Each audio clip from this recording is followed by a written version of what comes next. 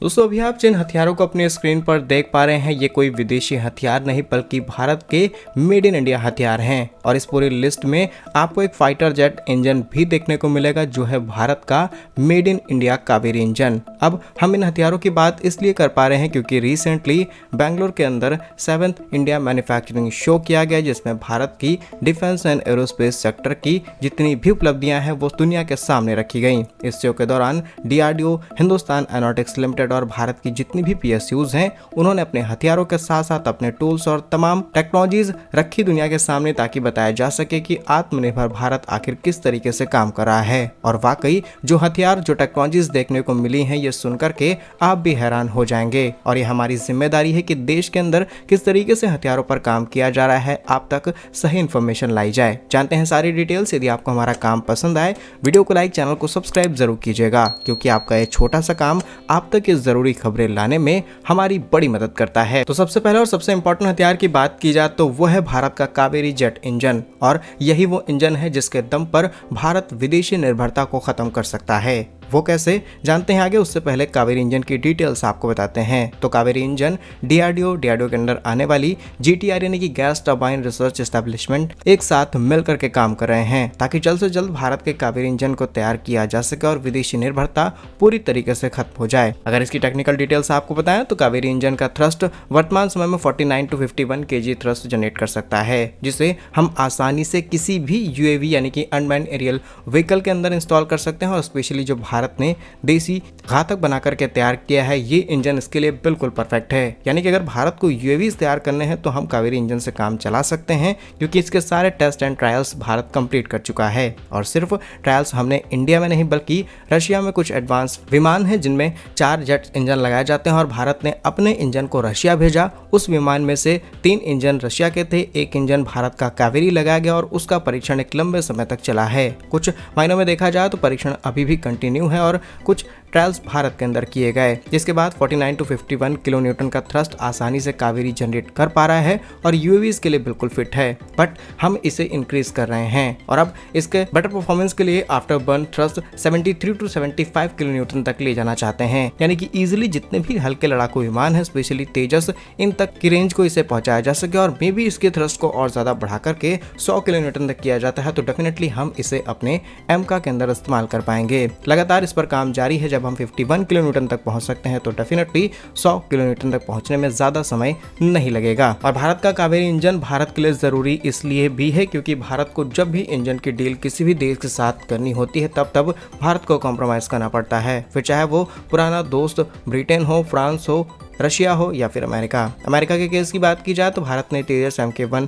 तैयार किया जिसके लिए हम अमेरिका के F404 इंजन का इस्तेमाल कर रहे हैं। अमेरिका ने मन मांगी कीमत भारत से ली और टाइम पर डिलीवरी भी नहीं की, नहीं तो आज भारतीय वायुसेना में तमाम तेजस उड़ान भर रहे होते। अब कुछ इंजन भारत को मिले हैं जो कि शायद उतने ज्यादा नहीं जितनी भारत को जरूरत है। इसी के साथ तेजस MK2 तैयार किया गया जिसमें अमेरिकी F414 इंजन का इस्तेमाल किया गया। पहले भारत और अमेरिका के बीच ये डील हुई थी कि हम $1 अरब में ये इंजन समझौता साइन कर रहे हैं जिसके बाद अमेरिका ने कहा कि हमें ज्यादा कीमत देनी पड़ेगी यानी कि $1.5 अरब आपको पैसे भी देने होंगे और हम 100% टेक्नोलॉजी भी शेयर नहीं करेंगे। 70 to 80% भारत को टेक्नोलॉजी दी जाएगी। अब आप सोच सकते हैं कि किस तरीके से मोनोपोली है अमेरिकी कंपनियों की और वो जब चाहे तब अपने रेट्स जरूरत से ज्यादा लगा करके भारत को महंगे दामों पर चीजें बेचते आ रहे हैं। यही केस हुआ ब्रिटेन के साथ। ब्रिटेन की रोल्स रॉयस और तमाम कंपनीज के साथ हमने बातचीत की लेकिन बात अभी सिर्फ बातचीत के तौर पर ही चल रही है। यही केस फ्रांस के साथ रहा, यही केस रूस के साथ भी रहा। रूस फिलहाल कुछ हद तक भारत के साथ मिलकर के काम करना चाहता है लेकिन सब देश मोनोपोली चाहते हैं। अब एग्जाम्पल के लिए रूस तो भारत का बहुत अच्छा दोस्त है लेकिन सवाल ये है कि अगर भारत इंजन की टेक्नोलॉजी को अपने पास हासिल कर लेता है तो रूस के साथ हथियार इंपोर्ट की भी संख्या घट जाएगी और कोई भी देश नहीं चाहेगा कि हमारा कस्टमर जिससे हम मोटी कमाई करते हैं वो कम हो। अब इसमें रूस, अमेरिका आप सबको एक साथ गिन सकते हैं लेकिन फिर भी अगर भारत को चूज करना होता है as a best defence partner तो रशिया के अलावा कोई नाम सामने निकल के नहीं आता। फिर से लौटे हथियारों की लिस्ट में तो बेंगलोर के अंदर हो रहे शो के दौरान DRDO, हिंदुस्तान एरोनॉटिक्स लिमिटेड जितने भी डिफेंस PSUs हैं, फिर चाहे वो भारत इलेक्ट्रॉनिक्स लिमिटेड हो, प्राइवेट कंपनीज हो, नए स्टार्टअप्स हो, उन्होंने अपने मॉडल्स, टूल, इंजन टेक्नोलॉजी सब कुछ सबके प्रोटोटाइप की एक झलक दुनिया के सामने रखी है। और इस लिस्ट में दूसरा नाम सामने निकल के आता है सारंग का। ये इंडियन एयरफोर्स के लिए तैयार किया जा रहा है एक एडवांस हेलीकॉप्टर है और ये एक स्केल मॉडल ऐसा बन चुका है कि भविष्य में इसका इस्तेमाल कई अलग अलग मायनों में बढ़ जाएगा। न सिर्फ सेना के इस्तेमाल के लिए बल्कि कई अलग अलग मिशन में भी इस तरीके के हेलीकॉप्टर्स का इस्तेमाल किया जा सकता है। और ये वही हेलीकॉप्टर है जो अपने एयर शो परफॉर्मेंस और स्टंट फ्लाइट के लिए पूरी दुनिया में मशहूर है। इसके अलावा इंडियन एयरफोर्स के जेट एयरक्राफ्ट का मॉडल भी प्रदर्शित किया गया जो कि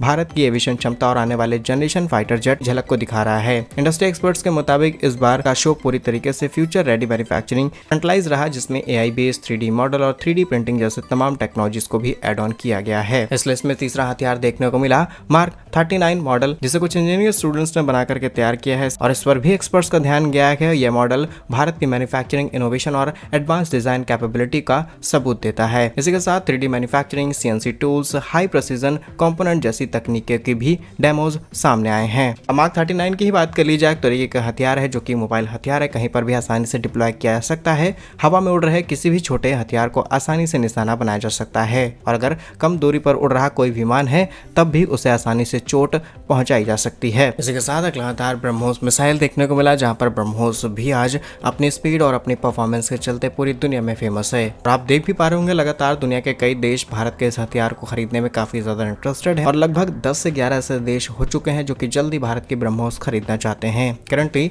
भारत की ब्रह्मोस मिसाइल की रेंज 290 से 400 किलोमीटर के आसपास है, लेकिन जल्दी इसे बढ़ाकर के 800 किलोमीटर तक किया जाएगा। और ब्रह्मोस नेक्स्ट जनरेशन जो आने वाली है वो तो इतनी पावरफुल होगी कि हम आधे चीन को भारत से बैठे बैठे निशाना बना सकते हैं। और रक्षा मंत्री ने तो कुछ दिनों पहले ही साफ किया था कि हमारे पास इतनी ब्रह्मोस है कि हर एक ब्रह्मोस पाक के कोने कोने को छू सकती है। बाकी आप खुद समझदार हैं। इसी के साथ अस्त्रा भी दिखाया गया, जहां Astra air to air missile system है। इसे भारत ने स्वदेशी रूप से देश के अंदर तैयार किया, जिसकी रेंज भी 20 से 40 किलोमीटर के आसपास है और हवा में उड़ रहे किसी भी छोटे मोटे हथियार को आसानी से टारगेट कर सकता है। और अगर कोई विमान करीबी से उड़ रहा है तो उसे भी आसानी से साफ किया जा सकता है। इसी के साथ तेजस की बात की जाए तो 4.5 जनरेशन का लड़ाकू विमान, जिसे भारत का लाइट वेट विमान कहा जाता है और इसके भी तमाम प्रोटोटाइप्स देखने को मिले हैं। इसके बाद आकाश मिसाइल सिस्टम, जिसकी परफॉर्मेंस पूरी दुनिया ने ऑलरेडी देख रखी है। अब इस शो के अंदर डिजिटल टेक्नोलॉजीज को हम किस तरीके से एनहांस कर रहे हैं, प्राइवेट कंपनीज, पब्लिक कंपनियां किस तरीके से काम कर रही हैं, कैसे हम स्वदेशीकरण को प्रमोट कर रहे हैं, इसके बड़े एग्जांपल्स देखने को मिले। साथ ही हम